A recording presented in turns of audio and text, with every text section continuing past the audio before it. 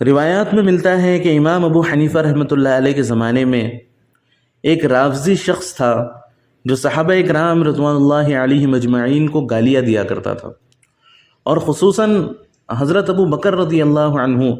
اور حضرت عمر رضی اللہ عنہ سے اس کے دل میں بہت بغض تھا، بہت عداوت تھی،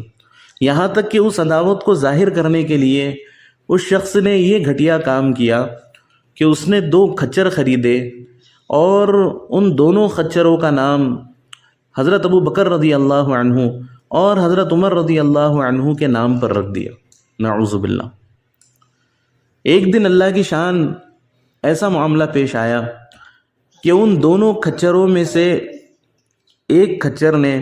پیروں سے کچل کچل کر اس کو اتنا مارا کہ وہ شخص موت کے گھاٹ اتر گیا، اس کی موت واقع ہو گئی۔ حضرت امام ابو حنیفہ رحمۃ اللہ علیہ کے پاس جب یہ معاملہ پہنچا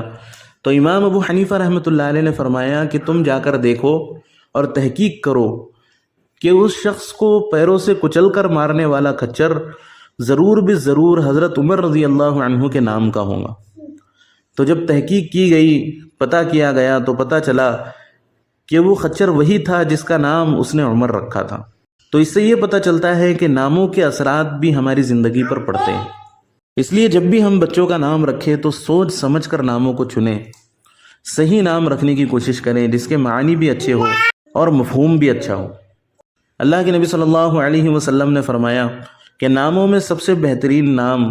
عبداللہ اور عبد الرحمن ہیں، اور خود نبی صلی اللہ علیہ وسلم کے ہاں جب بچوں کی ولادت ہوئی تو آپ نے بھی اپنے بچوں کا نام اسی طرز پر رکھا، ایک بچے کا نام عبداللہ، ایک بچے کا نام ابراہیم، حضرت ابراہیم علیہ السلام کی سیرت پر۔ تو اپنے بچوں کے نام نبیوں کے ناموں پر رکھنے چاہیے یا صحابہ اکرام رضوان اللہ علیہ مجمعین کے ناموں پر رکھنے چاہیے، تاکہ ان کی صفات ہمارے بچوں کے اندر پیدا ہو۔ اور اگر غلط نام رکھ دیا جائے تو اس کے غلط اثرات بچوں کے اوپر پڑ سکتے ہیں۔ اور بچوں کے حقوق میں سب سے بہترین حق اور سب سے اولین حق یہ ہے کہ ماں باپ اپنے بچے کا نام بہترین رکھے، اچھے سے اچھا نام رکھے۔ اللہ تعالیٰ سے دعا ہے کہ اللہ تعالیٰ ہم سب کو دین کی سمجھ عطا فرمائے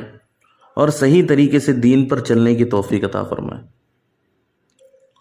اور ہم سب کو اللہ رب العزت نیک صالح اولاد عطا فرمائے۔ آخر میں آپ سے گزارش ہے کہ اس بہترین معلومات کو اپنے تمام دوستوں کے ساتھ شیئر کریں تاکہ ہر مسلمان اس قیمتی معلومات سے فائدہ اٹھا سکے، اور اس چینل کو سبسکرائب کریں اسی طرح کی ویڈیوز روزانہ دیکھنے کے لیے، اور کمنٹ باکس میں اپنی رائے کا اظہار ضرور کریں۔